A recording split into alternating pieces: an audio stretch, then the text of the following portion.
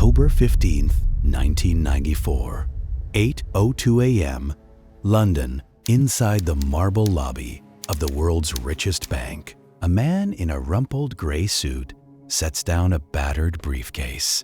The security guard barely glances up. Just another client, just another Monday.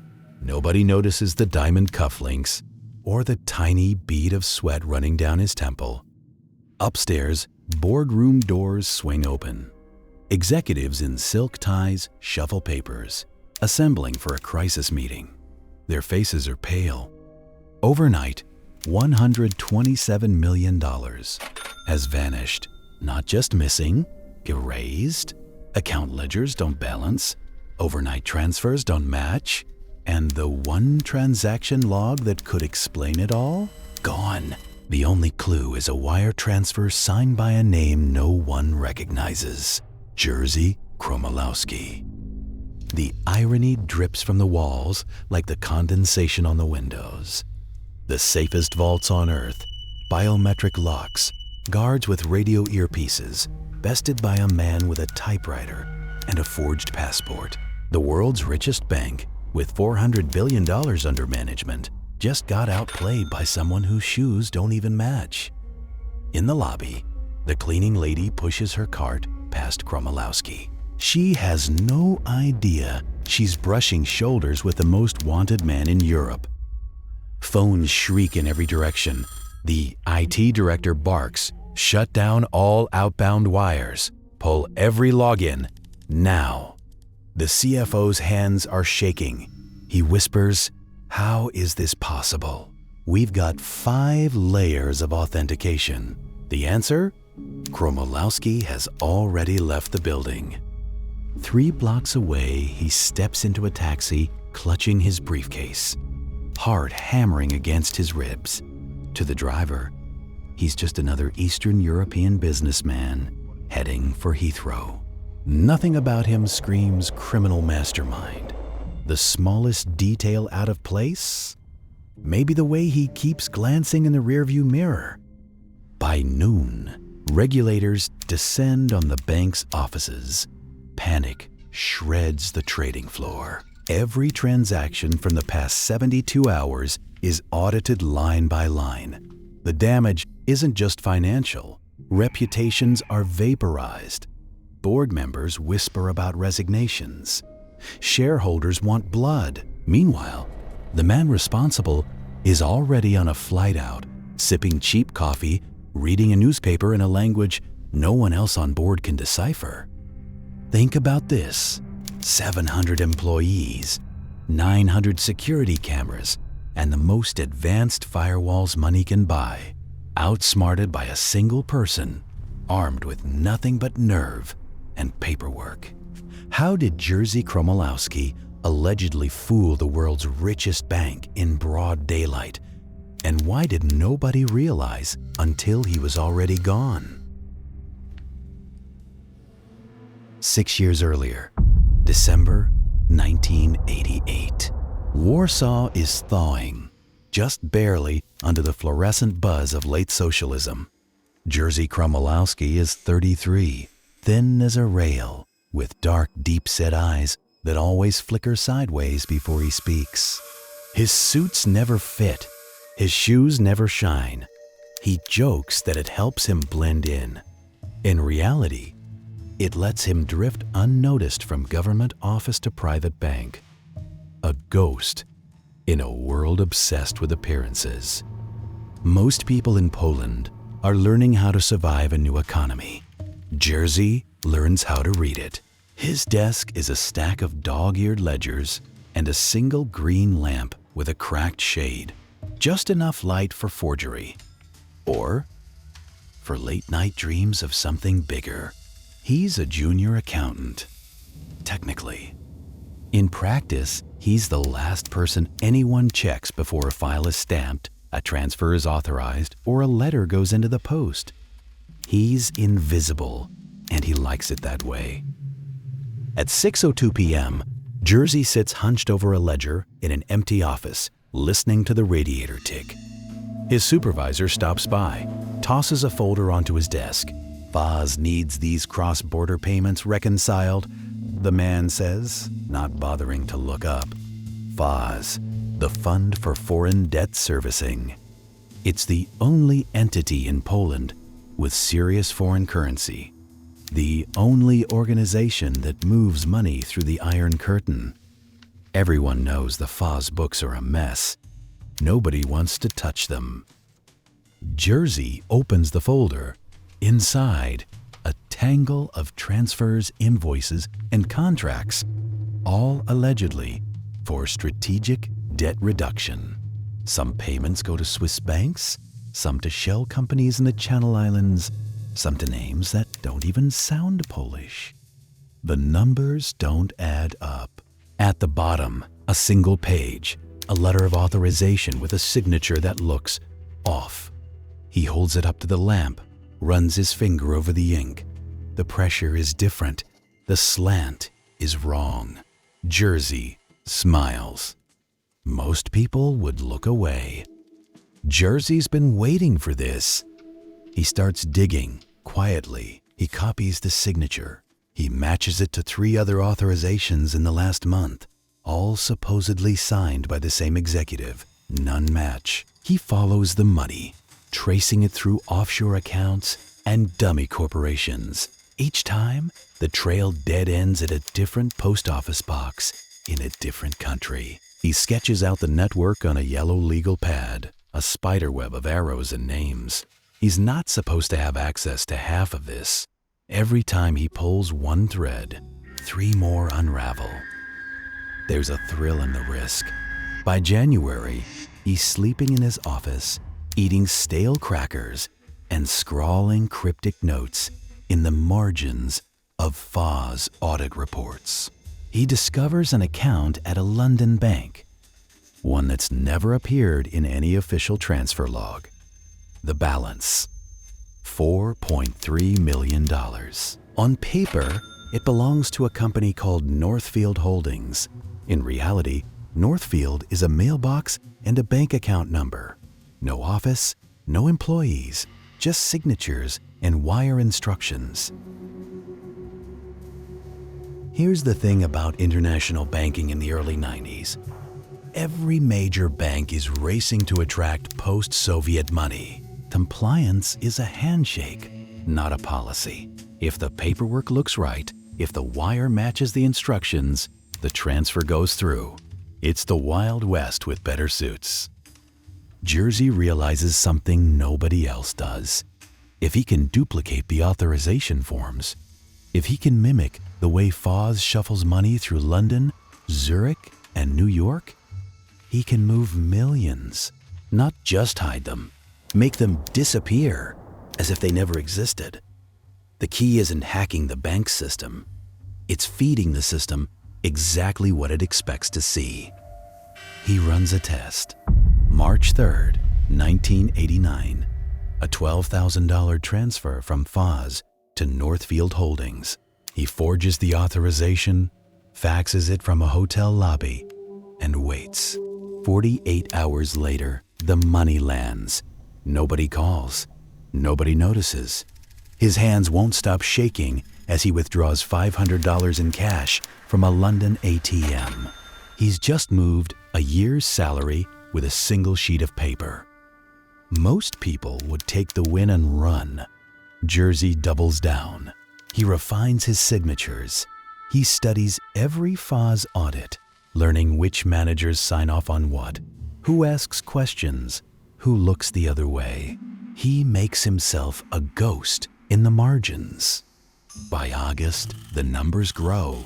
$80,000, $220,000. Each transfer more complex, routed through 2, sometimes 3 banks. He experiments with timing, moving money on weekends, during public holidays, when compliance staff are out. The system never flags him. Why would it? The paperwork is perfect. The phone numbers check out. The signatures are flawless. He doesn't know it yet, but on the other side of every wire, every ledger entry, sits a compliance analyst, At the world's richest bank, they see the funds arrive from Poland, routed through a dozen shell companies. They see the forms, the faxes, the polite cover letters. They check the boxes, sign the release, and move on to the next transfer. To them, Jerzy is just another number in a sea of Eastern European capital. What he doesn't see, what nobody sees yet, is how far the money will move or how many eyes will eventually follow his trail. He copies one final file before the year ends, a FOZZ authorization stamped urgent. He doesn't know it, but that file will trigger an investigation reaching from Warsaw to London and land his name on a wire transfer that will freeze $127 million in its tracks. But how long can a ghost stay invisible? And what happens when the world's richest bank finally notices the missing millions? April 11th, 1990. Warsaw, gray dawn frost on the window ledge. Jerzy Kromolowski stands in line at the State Bank, holding a folder labeled FOZZ. Most people see a dead-end public fund, a relic from communist days. Jerzy sees something else, a cash river with no lifeguard. He's not alone. Grzeg Zumek, the fund's new director, is already inside, barking orders over the phone. According to prosecutors, millions of zloty flow out of this office under the guise of servicing foreign debt. Nobody's asking where it really goes. The trick, Jerzy discovers, isn't taking money. It's making sure nobody knows it's gone. He spends entire afternoons studying transfer ledgers and internal memos, looking for gaps, a missing signature here, a duplicate code there. To everyone else, these are typos. To Jerzy, they're invitations. He copies account numbers, cross-references signatories, and assembles a map of the fund's blind spots. Each flagged transfer means another door he can walk through, unchallenged. May 17th, 1990. His first test.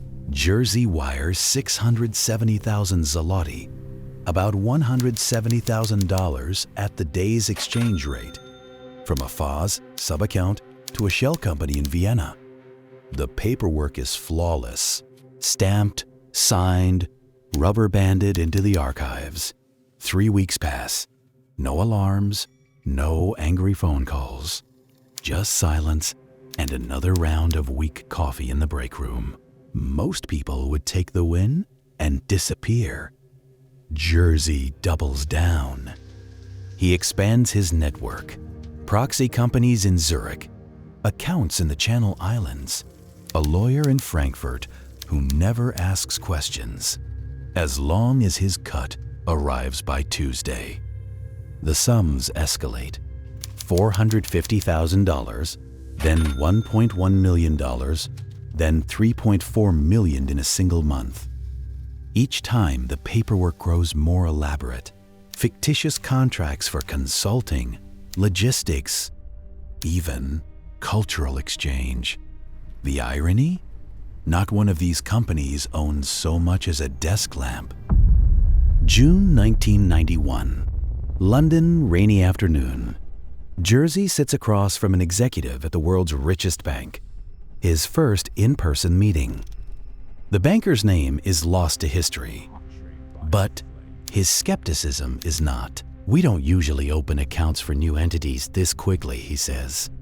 Jerzy smiles, slides over a business card embossed with gold foil. "I represent the future of Polish finance," he replies, keeping his hands steady on the table. The banker shrugs, signs off. Within 48 hours, Jerzy's shell company is wired $2.6 million, funneled out of Warsaw, laundered through 3 currencies, and parked in what the bank's own compliance department calls an exceptionally low-risk client profile. What's the technical secret? Here's how it works. The FOZZ fund is supposed to pay off communist-era debts by wiring money to approved international creditors. The paperwork is thick as a phone book.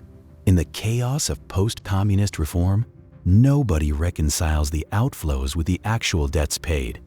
Jerzy forges supplier invoices, fakes signatures, and routes payments to shell entities he controls.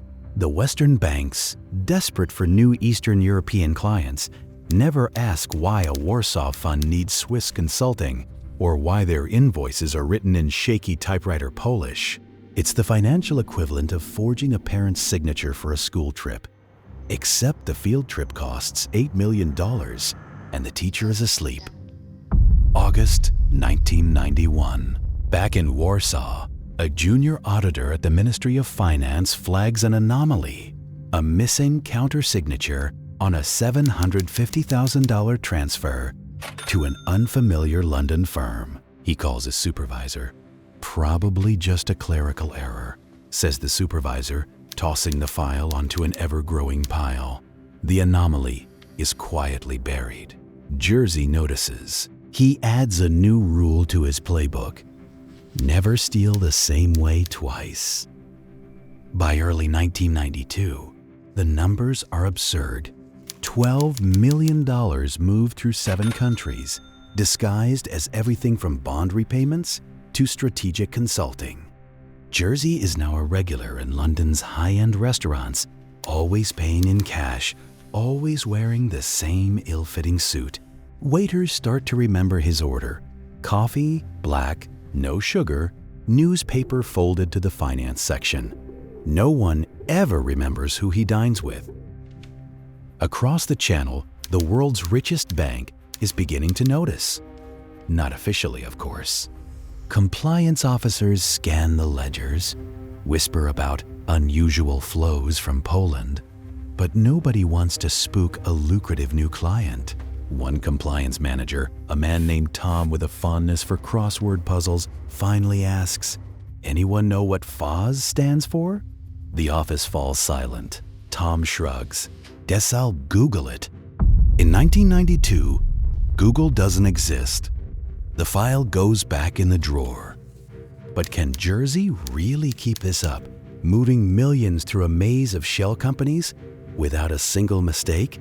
And what happens when the authorities in Warsaw finally start to connect the dots? Summer 1992, Warsaw. The first real audit begins, not by accident, but by parliamentary order. Jerzy hears the news from a contact in the ministry. Then, spends the night shredding documents in a rented basement. He's methodical, burning anything with a signature, flushing microfilm down the toilet. The building superintendent wonders why the boiler room smells like melted plastic. Meanwhile, Grzegorz Zemek, the fund's official director, faces his own grilling. Prosecutors allege he signs off on a series of transfers totaling more than $50 million. In public, Zemek claims ignorance. In private, he's sweating through his shirt. It was all for the good of the country, he insists during a closed-door interview. The investigators nod, scribble notes, and quietly request his passport. Jerzy is watching the investigation unfold from a safe distance. He switches his base of operations to Vienna, then to Zurich. Every phone call is made from a payphone. Every fax sent from a different hotel lobby. The sums escalate again. $4 million here, $6 million there. One transfer, $9.5 million, is routed through a Canadian trust fund. The paperwork so dense, it takes auditors 6 months just to trace the first $50,000. Most people would panic at the first sign of a state audit. Jerzy books a table at his favorite London steakhouse and orders the lobster. When the waiter asks if he'd like to see the wine list, Jerzy grins. "Surprise me." The bill comes. Jerzy leaves a tip that could buy a used car. Back in Warsaw, the audit committee grows desperate. Bank statements arrive in boxes, not envelopes. One official tries to make sense of a flowchart spanning 4 walls. "It looks like a subway map," he mutters, "except every train leads to the same station. Gone." The junior auditor from 1991 resurfaces, now emboldened. He presents a memo. "If we don't freeze these accounts, there won't be anything left to recover." His boss hesitates. "We can't freeze London's accounts," he whispers. "That would mean admitting we lost control. The accounts stay open." Is this incompetence or something deeper? And what will happen when international regulators get wind of the scheme? October 1993, London's financial district. An anonymous tip lands on the desk of a Financial Services Authority analyst. The tipster alleges a pattern of high-volume, low-profile transactions tied to Polish state funds. The analyst, exhausted after a week of chasing penny stock pump and dumps, nearly ignores it. Then, one phrase catches his eye: recipient account. FOZZ. He circles the name in red ink, opens a new file, and starts digging. Inside the world's richest bank, the tone changes. Compliance teams are summoned to review historical exposures. The head of risk makes a joke about hiring a psychic. "Maybe we need a tarot reading to see where the money went." Nervous laughter. Someone suggests hiring a new forensic accountant, just in case. November 1993. Jerzy senses the heat. He starts moving assets into gold, art, bearer bonds, anything that can't be traced electronically. He wires $2 million to a numbered Swiss account. Another million vanishes into a Liechtenstein foundation. Each transfer is smaller, faster, more desperate. His hands shake as he signs the last set of instructions. For the first time in 5 years, he's not sure he'll get away clean. But then, the glitch. December 14th, 1993. Zurich. One of Jerzy's trusted intermediaries calls in a panic. The Canadian trust sent the funds back. He stammers. Compliance flagged the transfer. They want to meet. Jerzy's jaw tightens. He knows. The chain is only as strong as its weakest link. And this one just snapped. By Christmas, the auditors in Warsaw and London are exchanging information. Joint task force. Unprecedented cooperation. They assemble a timeline of transfers stretching back to 1990.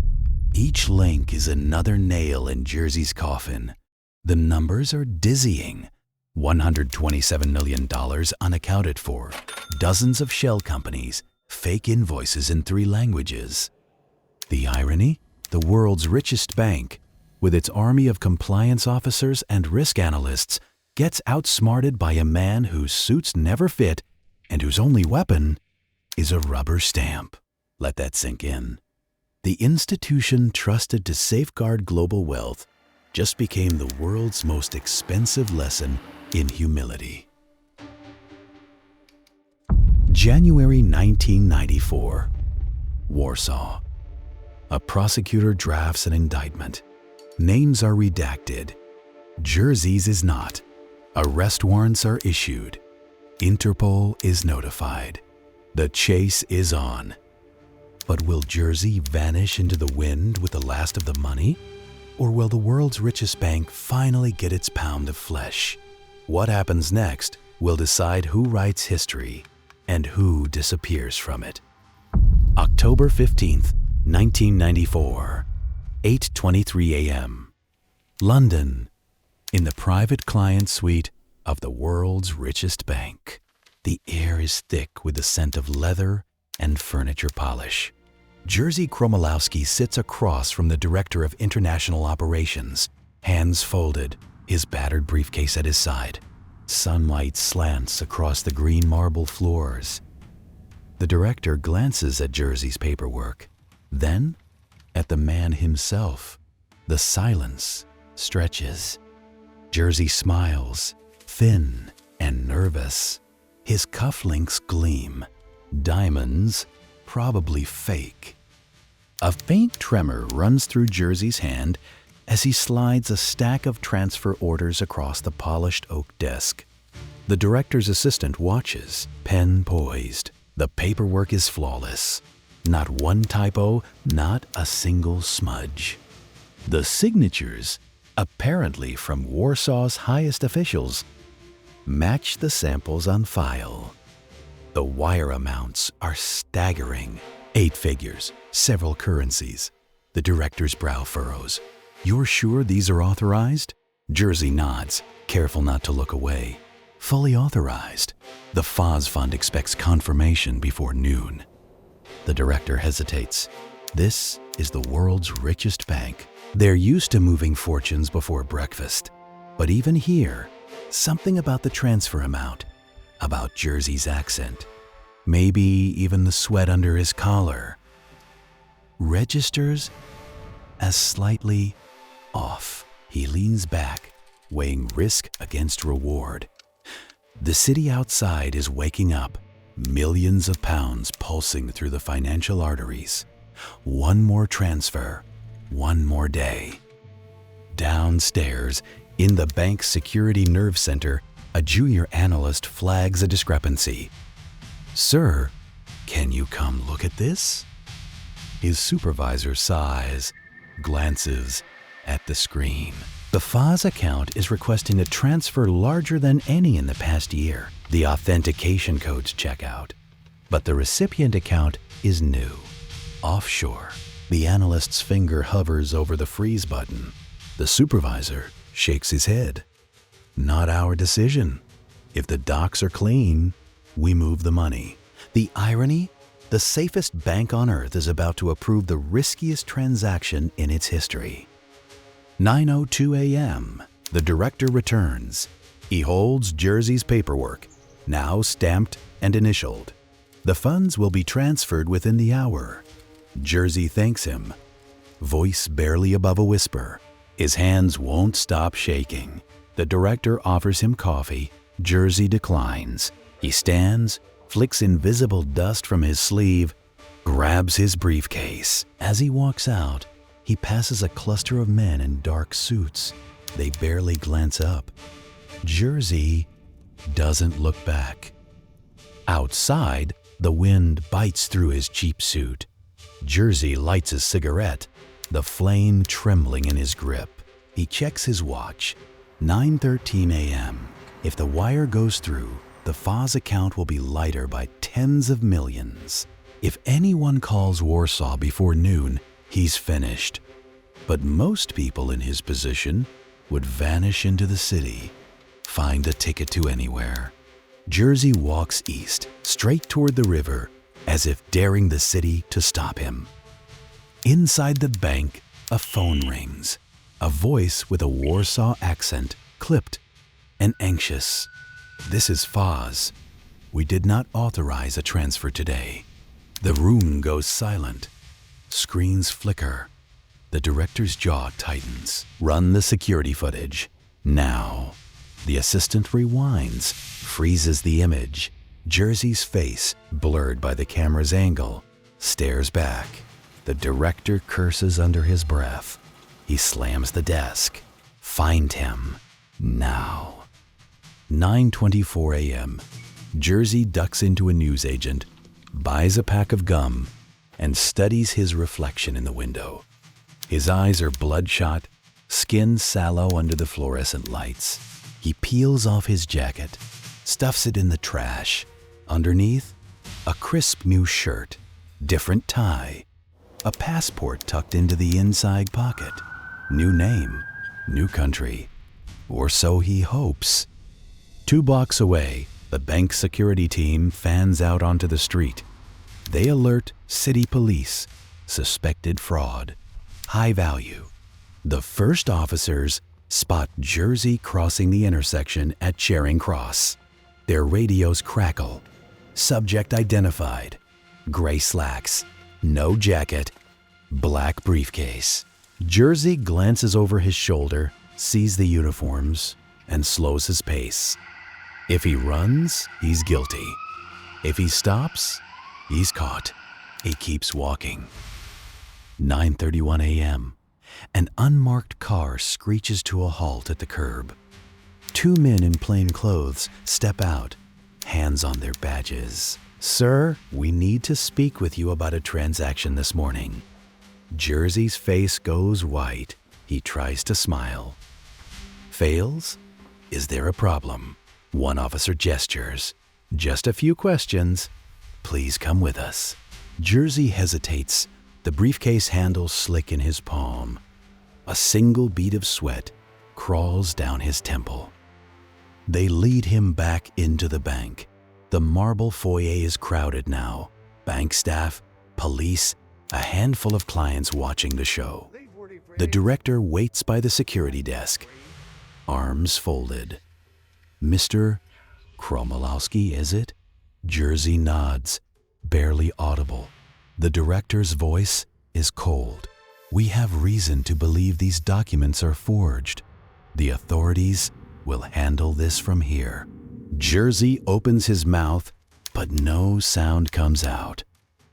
A detective gestures to the briefcase. "May we?" Jerzy places it on the counter, fingers trembling. The locks click open. Inside, a sheaf of blank forms, a set of forged stamps, 3 passports under different names. The detective whistles. Quite a collection. Jerzy stares at the floor, jaw clenched. A crowd gathers. The room buzzes with whispers. He tried to rob the bank. How much did he get? Jerzy stands perfectly still, eyes fixed on a stain in the marble. His hands won't stop shaking. The director leans in, voice low. "You almost got away with it." Jerzy shrugs, a lopsided smile. "Almost?" 10:02 a.m. The police lead Jerzy out in handcuffs. Flashbulbs pop from the street. Reporters shout questions. "How did you do it? Where's the money?" Jerzy says nothing. His shoes scrape against the pavement. Somewhere, a siren wails. The wind stings his eyes.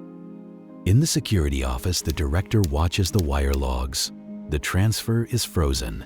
Just in time. The FOZZ account is safe. But the world's richest bank has learned a lesson. Any system, no matter how perfect, is only as strong as the human who trusts it. Let that sink in. The safest vault in the world, almost opened by a man in a borrowed suit with a forged stamp. How long will it take for the full story to unravel? And who else knew what Jerzy knew about the cracks in the armor, the gaps in the code? The answers aren't coming today, but the aftershocks are only just beginning. Jerzy Kromolowski leaves London with nothing but a train ticket and a suitcase full of questions. According to prosecutors, the world's richest bank spends months untangling the web he allegedly spun. Offshore transfers, shell companies with names like Atlantic Holdings and Mercury Global, and signatures that never quite match.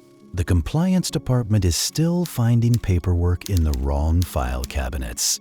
No one can agree how much money truly vanished. The official estimate? Enough to fund a small country for a year. Authorities in Warsaw launch an investigation. The FOZZ Fund, once just a line on a post-communist balance sheet, becomes a national scandal. Journalists chase leads for a decade. Politicians hold hearings.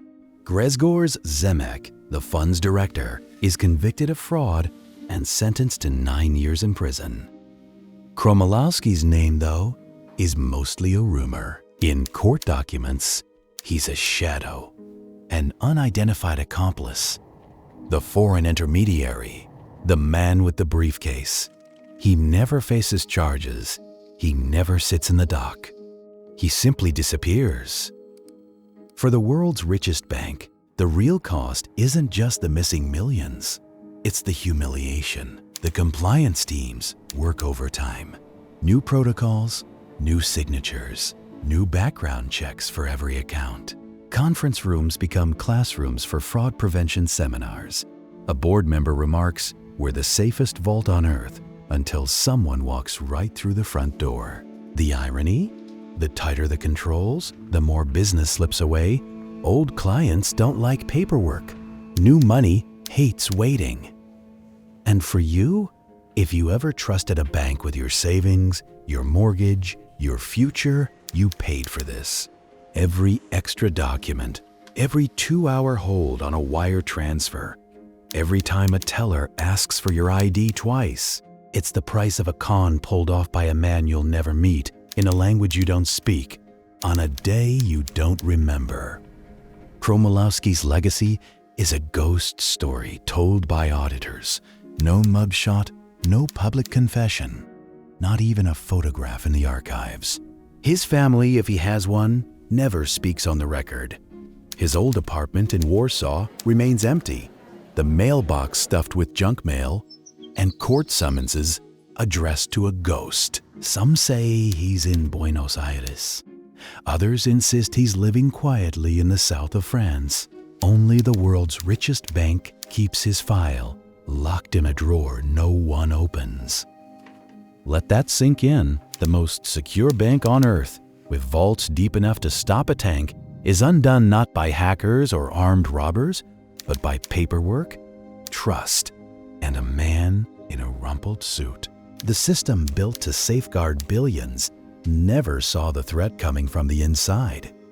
But if you think this is the last time a faceless fraudster topples an empire, think again. In 2006, a group of insiders at a Polish credit union engineered the largest banking fraud in Eastern Europe. Over $800 million lost, hundreds of straw men, and a trial that takes nearly 2 decades to unravel. If you want to see what happens when bankers become the ultimate con artists, check out our video on the SKOK Wołomin scandal.